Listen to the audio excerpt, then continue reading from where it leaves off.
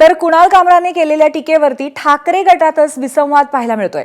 आदित्य संजय राऊतांकडून टीकेचं कौतुक करण्यात आलेलं आहे।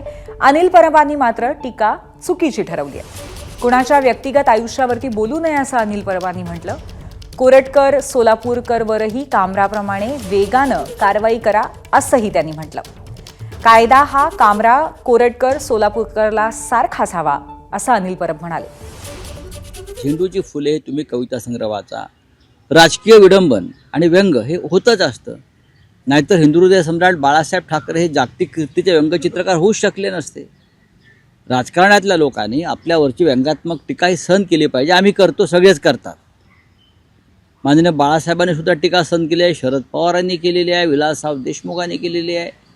प्रत्येक प्रमुख नेत्यानं ही नरेंद्र मोदींचं सरकार आल्यापासून ही परंपरा पडली की टीका सहन करायची नाही। त्यासाठी मग टीका करणाऱ्यांना बंदिवान करणारे कायदे आणायचे, नवीन कायदे आणायचे, नवीन नियम आणायचे। महाराष्ट्रात देशामध्ये हे यापूर्वी घडलं नव्हतं, आणीबाणीत सुद्धा घडलं नव्हतं। मी तुम्हाला सांगतो, आणीबाणीत सुद्धा या टोकाच्या भूमिका कधी कोणी घेतल्या नव्हत्या।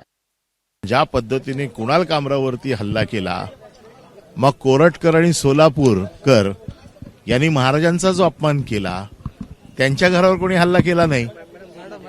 म्हणजे महाराजांचा अपमान मान्य आहे आणि माजी मुख्यमंत्र्यांचा अपमान मान्य नाही, असं तर होणार नाही ना।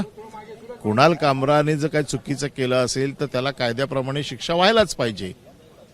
तसंच कोरटकर आणखीन सोलापूरकर यांनी महाराजांचा अपमान केला, त्यांच्या बाबतीत कोण काय बोलत नाही, त्यांच्या घरावर कोण गेलेलं नाहीये। एबीपी माझा, उघडा डोळे बघा नीट।